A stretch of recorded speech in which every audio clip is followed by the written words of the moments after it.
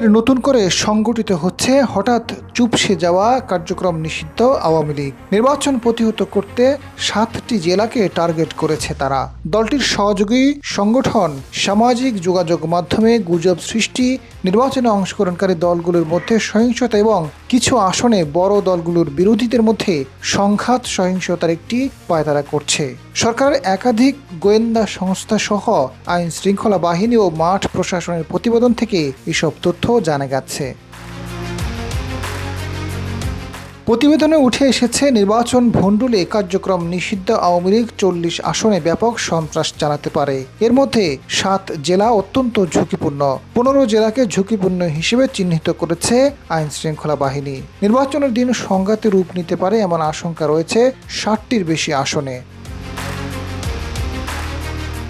সম্প্রতি আইন শৃঙ্খলা সংক্রান্ত উপদেষ্টা কমিটির বৈঠকে এসব প্রতিবেদন নিয়ে আলোচনা হয়। বৈঠক শেষে স্বরাষ্ট্র মন্ত্রণালয়ের এক ঊর্ধ্বতন কর্মকর্তা জানান, প্রাথমিকভাবে ঝুঁকিপূর্ণ জেলাগুলোর মধ্যে গোপালগঞ্জ, ফরিদপুর, মাদারীপুর, শরীয়তপুর, গাজীপুর, নড়াইল ও বাগেরহাটকে চিহ্নিত করে অতিরিক্ত ব্যবস্থা নেওয়া হয়েছে। আরও 15 জেলায় বিশৃঙ্খলা সৃষ্টি হতে পারে মর্মে সতর্ক রয়েছে আইন শৃঙ্খলা বাহিনী। নির্বাচনকে কেন্দ্র করে সব ধরনের বিশৃঙ্খলা নিয়ন্ত্রণে আইন শৃঙ্খলা বাহিনী তৎপর রয়েছে বলে জানান ডিএমপির মিডিয়া অ্যান্ড পাবলিক রিলেশনস বিভাগের উপ পুলিশ কমিশনার মোহাম্মদ তালেবুর রহমান। সম্পর্কে তারা কোনো হামলা করতে পারে কিনা এরকম কোনো থ্রেট আমরা দেখছি না। তবে আমরা সবসময় নির্বাচনকে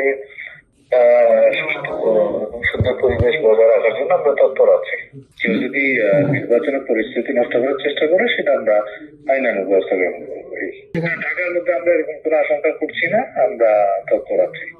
হাসিনা ভারতে পালিয়ে যাওয়ায় আওয়ামী লীগের জেলা ও উপজেলা কমিটির নেতারা পালিয়েছে, অনেকেই আত্মগোপনে চলে গেছে। সেখান থেকে তারা চোরাগোপ্তা সন্ত্রাসী কার্যক্রম চালিয়ে যাচ্ছে।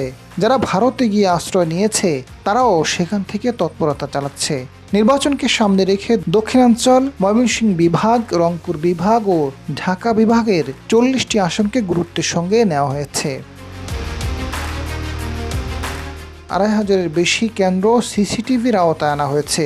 ভোট কেন্দ্র হিসেবে ব্যবহৃত যেসব শিক্ষা প্রতিষ্ঠানে নিজস্ব সিসিটিভি রয়েছে সেগুলোর মাধ্যমে নজরদারি করা হবে। নির্বাচন উপলক্ষে আইন শৃঙ্খলা বাহিনীর জন্য আলাদা করে বডি ক্যাম কেনা না হলেও বাহিনীগুলোর কাছে বর্তমানে যে বডি ক্যাম রয়েছে সেগুলো নির্বাচনের সময় ব্যবহার করা হবে। সারা দেশে এবার 42,000 বেশি ভোট কেন্দ্র রয়েছে। এর মধ্যে 2,500 কেন্দ্র অতি ঝুঁকিপূর্ণ ও 8,000-এর মতো কেন্দ্র ঝুঁকিপূর্ণ।